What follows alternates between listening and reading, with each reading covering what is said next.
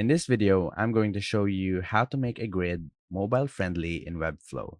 So first thing we'll need to do is add a grid. So just click on add elements and search for grids on element and you will find it here. So let's add a grid right here.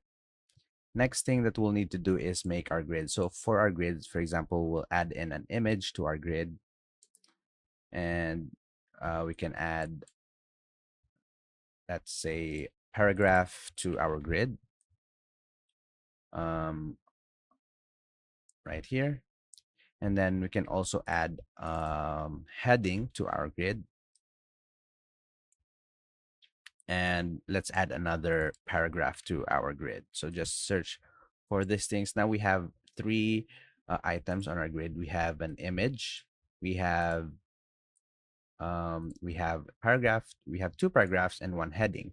Now, in order for us to make this grid mobile friendly, all we need to do is click on the mobile icon on the top right here. So click on mobile, and as you can see, it is a bit um, out of place than we have on our desktop right here.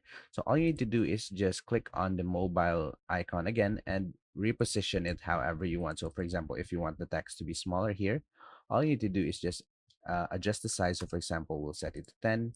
And if you want the image to be a little smaller, you can also resize the image, or if you want it to be bigger, you can also resize it. Now make sure to set the mobile view so that you know how it looks like on mobile. And when you want to go back to desktop, just click on desktop again. And that's about it.